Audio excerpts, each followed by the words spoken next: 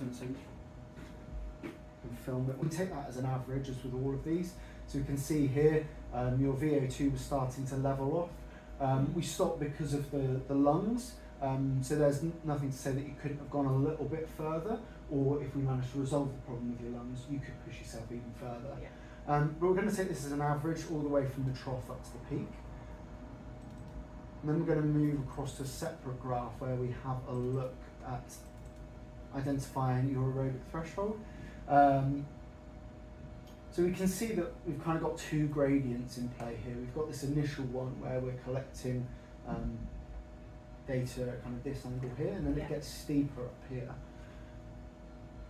So where it then changes is where we've then got your AT. Yeah. So we can see here that we had some light stuff, which probably indicates to us that your aerobic threshold was that speed that we started off at, just when we were starting to collect that data down here. Yeah. So kind of that that 10k sort of pace in and around that, I think it was 140 beats per minute, is in and around what would be sustainable for you, perhaps a little bit just there.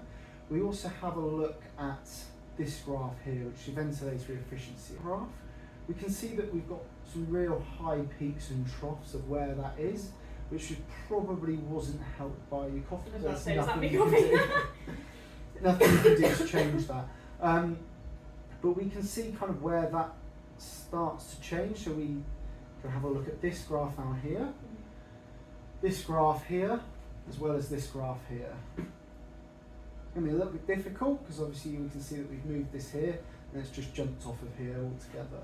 To see what we can collect simply means that there's not enough data from where we were looking to collect. So what if we were to take here as the trough? So what we're looking for is normally in a steady state, we can see that's quite, that blue line there, it's quite flat, and then we'll see it starts to raise. So we can see a gradual raise, but what it probably means is, based on the style of training that you're doing, you're already quite good to elevating your physiology to cope with that, that intensity, that speed of running and everything else.